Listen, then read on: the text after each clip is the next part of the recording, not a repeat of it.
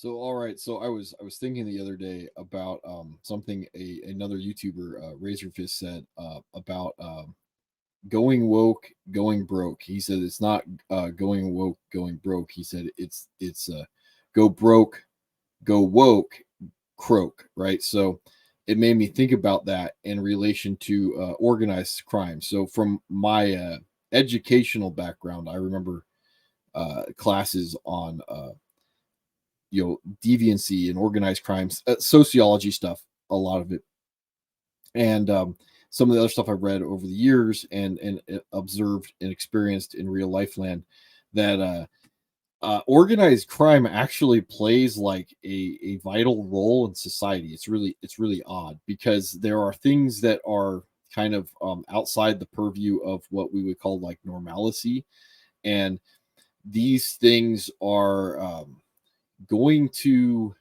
people are going to find a way, if they have certain urges or desires or needs, and there is going to be a black market that opens up in order to control these things. And the more government regulation puts on something, the larger black market you have. I mean, you can go back to like the Soviet Union, and the joke is that if it wasn't for a black market, there would be no market in the Soviet Union, because of the pressure of the centrally planned economy there. So this is good old James Gandolfini playing the role he's most notable for, Tony Soprano, as the head of the Soprano family in the TV show, I just did the Wire on a different thing, The Sopranos.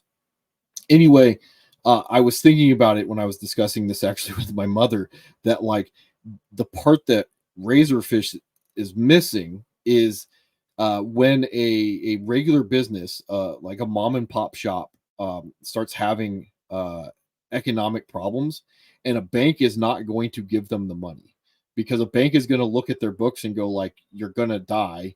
We're not going to help you die. We're not going to prolong your suffering, and throw good money after bad. No, we're going to deny your loan. But a organized crime will give that loan out, because they're gonna, as you probably have heard, like they're gonna break legs, and they're gonna get their money. But the other thing that's not talked about as much, um, the black market that the organized crime does give, like, I have a problem. My kid's school teacher is doing something. I can't prove it. Can you take care of it, Tony? The other thing that organized crime will do, if you go get that loan from them to keep your pizzeria open, is it opens the door for them to use your business in illicit manners. And if it's worth it to them, they'll keep your business open, because they can launder money and use it as a front for other things. But if it's not worth it to them, they'll just burn it to the ground as fast as possible, because they've already got out of it what they want.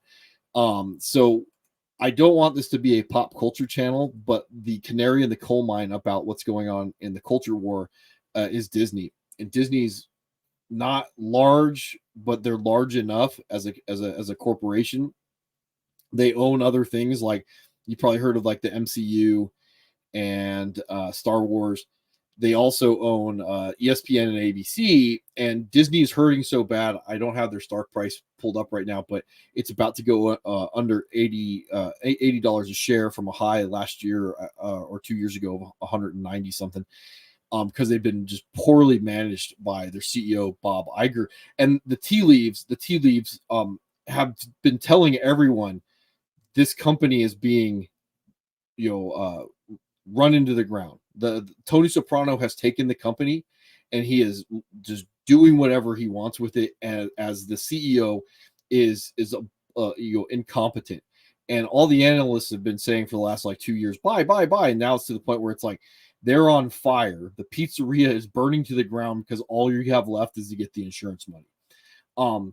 So Disney hasn't made a decision on selling off its assets, because it needs to sell off its assets, because it needs to pay Comcast like $9 billion at the beginning of next year to finish the Hulu deal, so they can dismantle Hulu, because they need to keep their streaming service Disney Plus running because Bob Iger is a fucking idiot, right?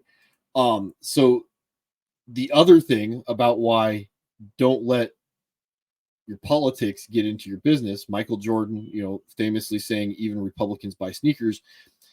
Disney's brand favorability is down. Like, no one trusts them. They're no longer the Magic Kingdom, the family friendly Magic Kingdom. They are a divisive brand. Like, your politics have to fit their politics. And to go even further, like the term ESG, it's just been finagled again. But like BlackRock's Larry Fink has said that he stopped using the term ESG because now the analysts are in on it. The unions are the union pensions are in on it. They know that if you use the word ESG, what you mean is organized crime has taken over your company and you're in the process of burning it to the ground. Right. So here's the National Oceanic and Atmospheric Administration. This is a .gov. This is a governmental organization that put a tweet out the other day that said, just in the all-time highest number of billion-dollar disasters on record occurred. 23 confirmed year to date. Billion-dollar catastrophic events. Here's the picture. Because this is a political statement about climate change, because these billion-dollar events are ways that you can launder money, because the more of these events that you can find, the more the faucet turns on and the money goes to people. So you're not trying to not categorize these as billion-dollar events. No, you need to categorize these as billion-dollar events so you can get the faucet turned on. Like, this is the equivalent of saying hey, Tony, my pizzeria is fell on hard times. Can you come in here? But you can flip that around and say, like, this is Tony Soprano saying the opposite. Hey guys, if you can figure this out, like you can come in and get this money too. So the idea behind this is, if you can figure it out, these businesses are not running for profit.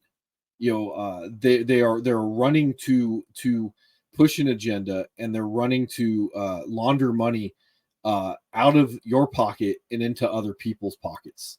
And they're labeling things the way that they need to.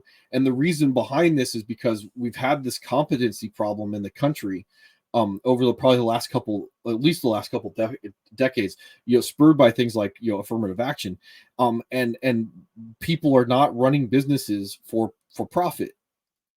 And we can have the conversation about why we should stop using the word capitalism and replace it with the word for the free market, and why we should start thinking about the United States not being the land where everyone is successful, but the land where you have the ability to succeed and to fail.